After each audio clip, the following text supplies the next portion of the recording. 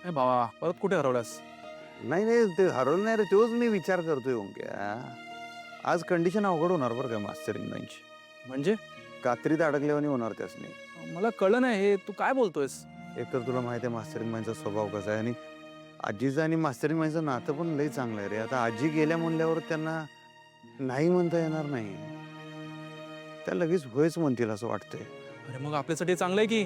चांगलं तर आहेच रे. आता किती दिवस झालं मी ह्याच दिवसाची वाट बघतोय, तुला तर माहित आहे सगळं. मी त्यासनी एवढं भेटायचा बोलायचा प्रयत्न करत होतो, शेवटपर्यंत आमचं काय बोलणं घडलं नाही. पण आता आज आजी गेल्या तर मला असं वाटतं की मास्तरीन बाईंनी लगेच होय म्हणायला नाही पाहिजे, लगेच यायला नाही पाहिजे. तू असं का म्हणतोय?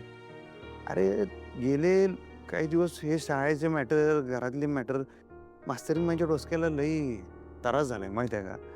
म्हणजे त्याच्यामध्ये त्यांची काही चूक असते असं नाही, पण त्यांना भोगायला तर त्यांनाच लागते ना. आता मागं पण आमच्यात कुरबुरी चालल्या होत्या. मी म्हणलं हे असे वादावादी होण्यापेक्षा मी घर सोडून जातो, तुम्ही थांबा म्हटलं. मीच थोड्या दिवसासाठी बाहेर जातो या घरात. थांबा, तुम्ही का जाताय बाहेर? आपण एकत्र राहिलो तर भांडणं होणार. जायला मी हवं. पण मास्तरीन बाई आहे त्यांनी काय ऐकलं नाही.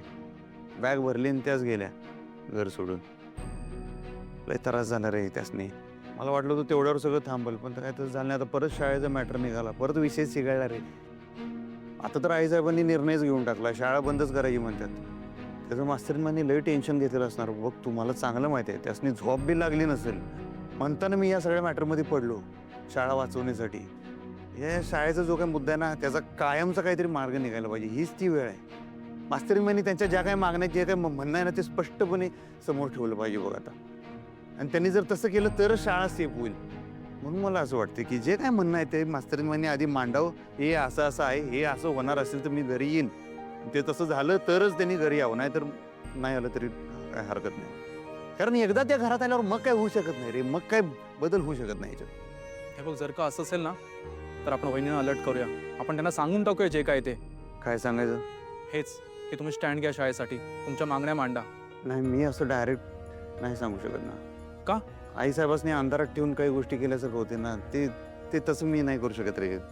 अरे पण आपण जर का त्यांना अलर्ट केलं नाही तर ते अशाच येतील आजींसोबत.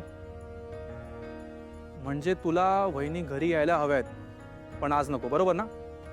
आधी मागण्या आणि मग त्या घरी. हा, म्हणजे तसंच केलं पाहिजे, शाळा सेफ राहील.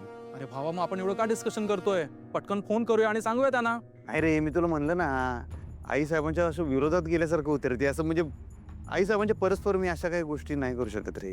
हात दगडाखाली आहेत माझे. हे बघ, तू नाही करू शकत,